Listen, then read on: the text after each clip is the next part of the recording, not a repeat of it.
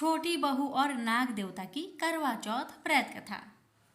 एक ब्राह्मण परिवार में 7 बहुएं थी। 6 बहुओं के मायके वाले बहुत अमीर थे। इसी कारण ससुराल में उनका बड़ा मान था, परंतु छोटी के मायके में कोई न था। वह घर का सारा कामकाज करती, सबकी सेवा करती, पर कोई भी उससे प्यार नहीं करता। सभी उसे दुत्कारते रहते। तीज त्योहारों पर भी जब उसके मायके से कोई न आता तो वह बहुत दुखी होती। हर वर्ष की तरह इस वर्ष भी करवा चौथ का व्रत आया।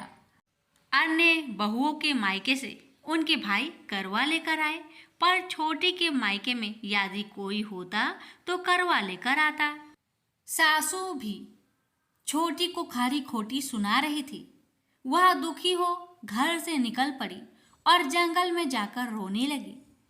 एक नाग बहुत देर से उसका रोना सुनता रहा। अंत में वह अपने बिल से निकल आया। तभी छोटी से पूछने लगा, बेटी क्या बात है, तुम क्यों रो रही हो?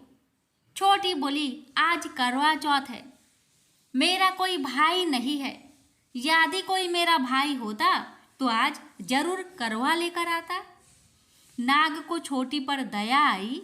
नाग ने कहा, बेटी तुम घर चलो, मैं अभी करवा लेकर आता हूँ। थोड़ी देर बाद नाग उसकी ससुराल पहुंचा।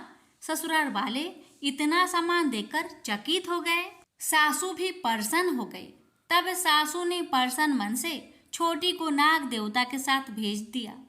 नाग देवता ने भी छोटी को अपना सारा महल दिखाया और कहा, जितने दिन चाहो आराम से रहो, मन चाह खाओ और मन चाह पहनो, पर एक बात याद रखना, सामने रखी नाद को कभी मत खोलना।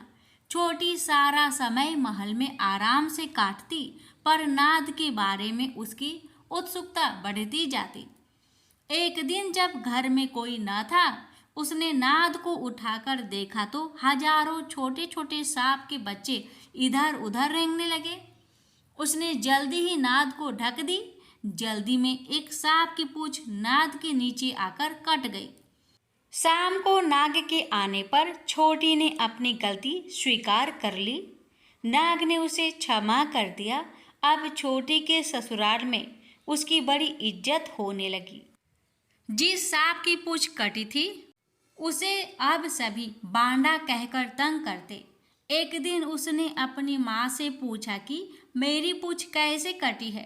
माँ ने कहा कि छोटी के नाद उठाने की जल्दी में ही तुम्हारी पूंछ कटी है।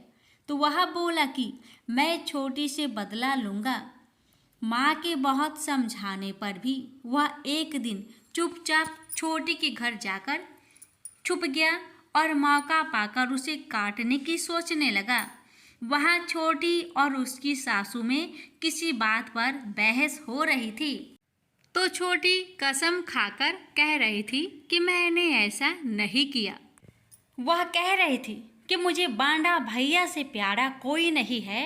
उन्हीं की कसम खाकर कहती हूँ कि मैंने ऐसा नहीं किया।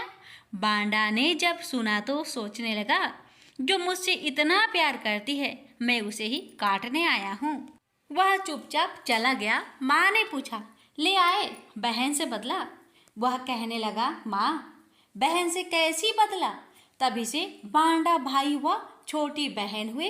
भाई प्रति वर्ष चौथ के दिन करवा लेकर जाता। वह बहन बड़े प्यार से करवा चौथ का व्रत करती। प्रेम से बोलिए करवा माता की जय।